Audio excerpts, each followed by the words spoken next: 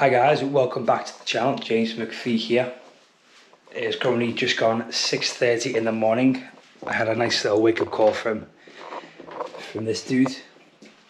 Again, a little bit earlier than normal because here in the UK the clocks went back on Sunday, so his body clock is still on that earlier time, which obviously I can let him off because he's just so cute. Look at the little face. But anyway, speaking of body clocks, a few days ago I got back from Vegas and I'm currently trying to get over the jet lag. Obviously Vegas was 8 hours behind and I was travelling for over 24 hours, 10-hour flight, 7-hour layover in Heathrow, and then an hour flight back to Manchester, which just wiped me out. But instead of staying up late or trying to stay that body clock, I'm trying to force myself to get back on UK time. So I'm going to share some tips and tricks of what I do to get over jet lag. Obviously, if there's anything you find useful you do, comment them down below.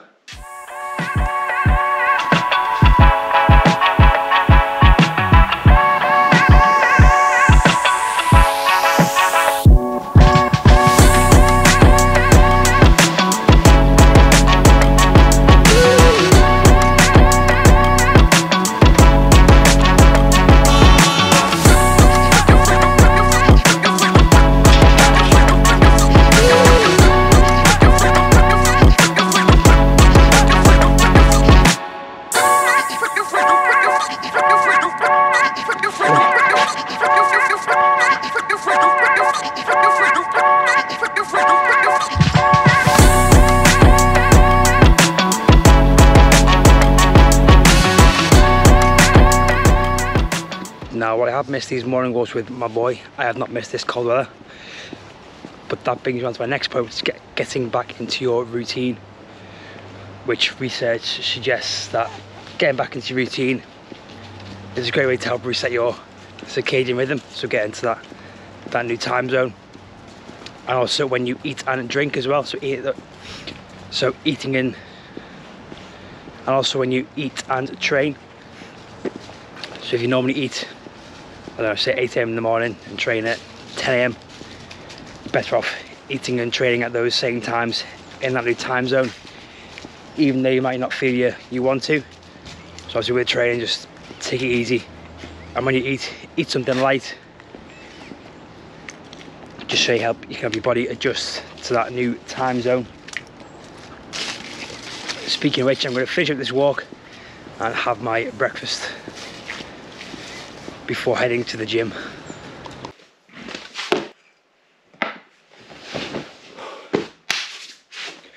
Right, now that the cold walk is done, I'm having my usual breakfast of a black coffee and a smoothie. Again, green equals health. And speaking of coffee, caffeine is another useful tool to help fight the feeling of jet lag, as caffeine is the most common remedy for alleviating feelings of fatigue, and it's also been shown to slow the release of melatonin, which is the hormone released to makes you sleepy and helps you go to sleep. So this will help keep you awake, a bit more alert as well, which can also lead into my next point of not having a nap. Even though you might feel like you really want a nap, you've got to fight that feeling of tiredness to get back into the routine of when you normally go to sleep. I made that mistake coming back from New York because we landed at, I think, 9 AM UK time after a nighttime flight, and I was trying to fight it that much, but unfortunately I fell asleep, napped for 4 hours, which then made me stay up until 2-3 AM and then try and fight it, try and get back to normal routine that way, which wasn't the best thing to do. But luckily, coming back from Vegas, it wasn't that bad of a flight. It was just very long. We landed and we took off at 10 PM Vegas time, landed at 2:30 UK time, which was, my body clock was around, what, 6 AM? 6-7 AM, so again, not too bad.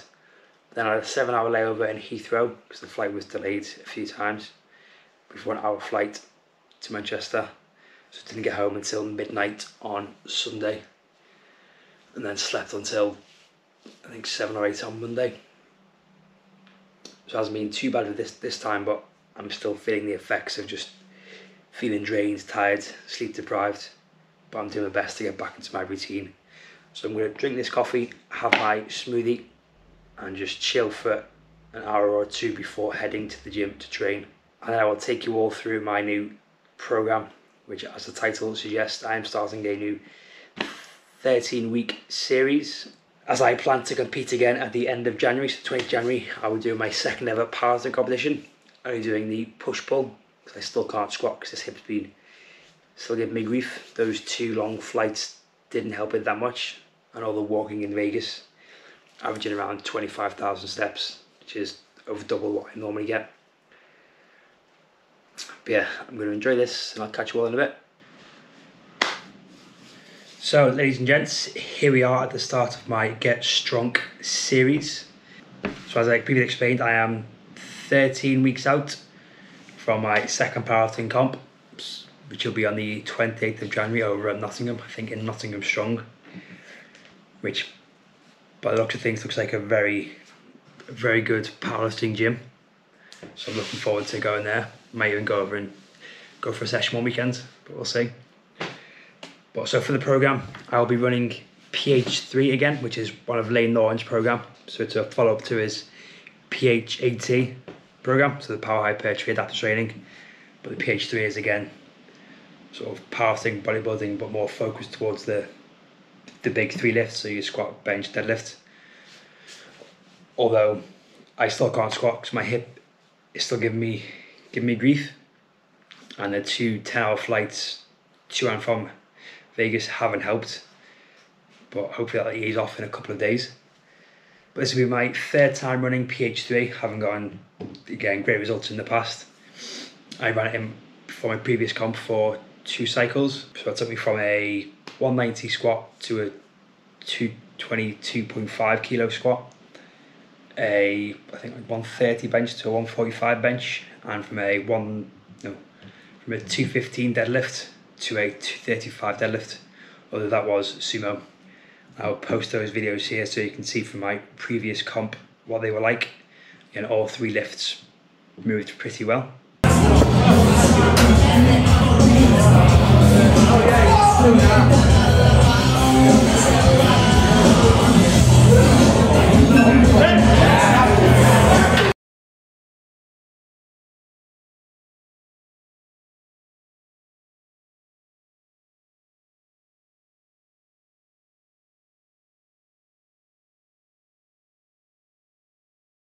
But again, over the other program, I'll be benching 3 times a week, deadlifting twice a week.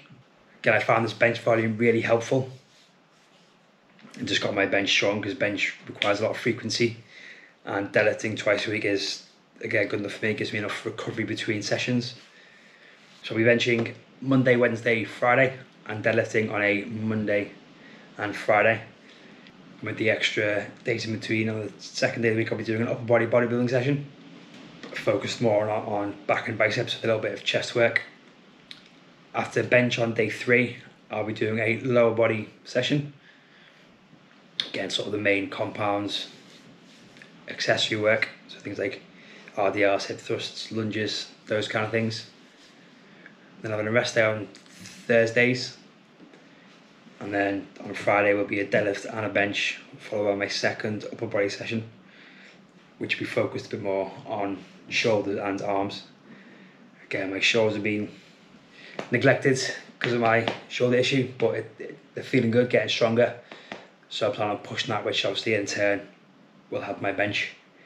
This is sort of perfectly 13 weeks with rep tests, so AMRAP sessions in week 4 and week 8, with the test week being obviously in week 13, which would be lead up to comp day. It's a very linear program. Again, over the 13 weeks it increases intensity and volume while using an undulating method, sort of the hypertrophy, strength and power work, all constant week to week. I think from week 2, the third sessions are AMRAPs, which give you your weights for the following week. so that those weights will still fluctuate. Hopefully they'll still be increasing each week, but with each block having a 2.5% increase on those working weights, so he's still almost forced to go up. Obviously, I believe if you miss, you have to restart the block. Don't quote me on that.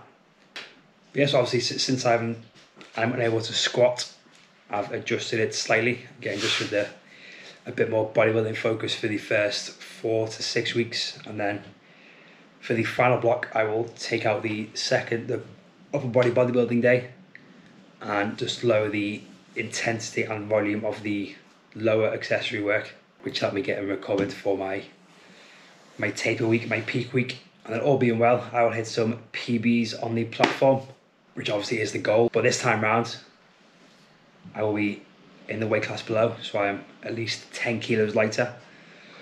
Although at the minute this morning, I weighed in at 84.75 kilos.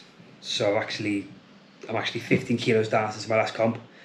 And since going to Vegas, I am just shy of 2.5 kilos down, which is very surprising considering the amount of food and alcohol that was consumed over there.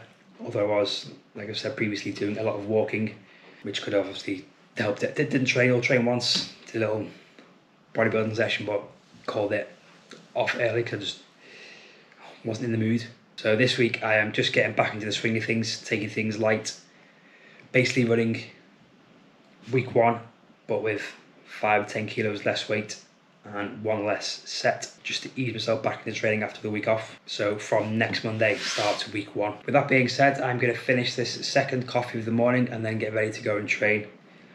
So today is Wednesday, so it's day 3, so I'll be doing a bench session followed by a lighter lower body accessory session. See you all in the gym. And also before I actually go to the gym, I have to take my pre-workout. So I'm taking again 2 scoops pump and 1 scoop of the Ghost Legends. Get a very good combo to have pre-workout. So I will make this, I'll be sipping on it as I make my way to the gym. As I make my way to the gym. Oh, massive shaking these about. Oh.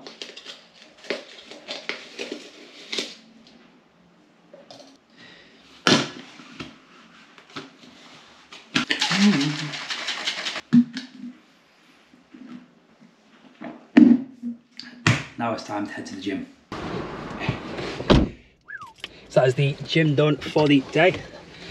Good bench session, good lower body session. Hamstrings and glutes are starting to wake up. Because obviously I trained on Monday, did bench and deadlifts there, but my hamstrings just weren't doing a thing on Monday, so it's good to feel it's working.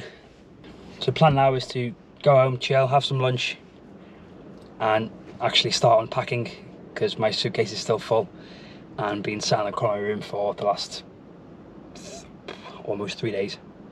So I best get that unpacked and washed.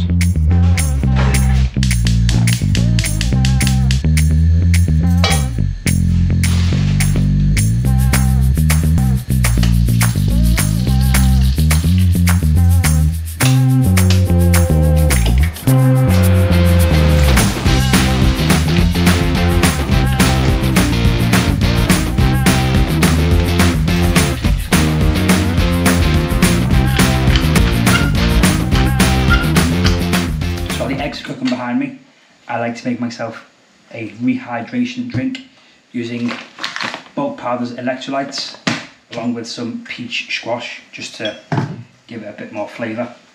Like I said before, hydration is important after a long flight, especially if you are experiencing jet lag, and also after training as well, because I sweat a lot during training, so it's important for me to rehydrate properly to get the fluids and salts back in. So I'm making this just 1 scoop of this, and I'm going to drink this and then finish making lunch.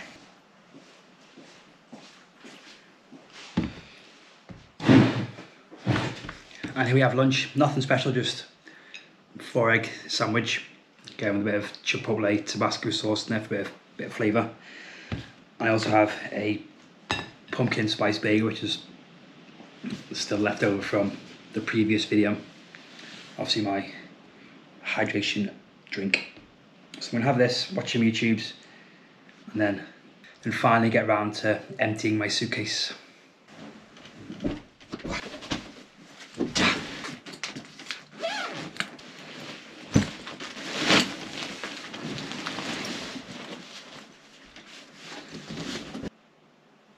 As you can see, the room is a mess. I have this put away, got all these clothes put away. So I'm going to spend maybe half an hour putting this away, and then probably do a food shop. If not, just order something online. But with the power of editing, it'll be gone in 3, 2, 1. And just like that, the room is clean. There was a lot more clothes than I thought I'd packed, but anyway, they're all away and in the wash. Now it's time to chill for a little bit before food and then bed, because I want to try and get a nice early night and get rid of this tiredness I'm feeling from being sleep deprived. So it's now 10:15 in the evening. Again, I spent a little too long playing games, teaching people how to play FIFA. I had a good little run, so I didn't want to stop. But I had dinner, which was a chicken, potato and spinach curry from the freezer. Again, didn't go out for a food shop and didn't order anything in, so trying to save that money after Vegas. But before I finish the video, the last thing that's helped me get over jet lag is supplements. Now, obviously I know one supplement, well, I think in the US you can get it, not in the UK anymore, is melatonin, which is obviously the hormone that helps you relax and drift off into a nice deep sleep. But since I can't get that, I take a sleep supplement. I take the Brain Gains Switch Off. This is the black edition. Yeah, it says right there, black edition. Again, so you've got ZMA. Let me get the ingredients. Yeah, ZMA, zinc, magnesium, ashwagandha, lion's mane, 5-HTP. Again, all those supplements that help you relax, help you drift off into a nice deep sleep, and also help you recover as well. Because again, magnesium and zinc are important for that. So I'm gonna sip on this. I'm gonna have just one scoop, bit of ice, water, goes down, very nice, and then that'll be me done for the day. This concludes episode 1 of the Get Stronk series, more of an intro. So I'm looking forward to getting it all started from next week. Again, I'm taking this week to get used to eating food, like getting back into I'm using this week to get back into the routine of training, eating, work, get over this jet lag, and then from Monday, hit the ground hard. And I've got plenty of other videos planned, not just this series, so hopefully you stick around for those. And I'll see you all in the next one. Peace.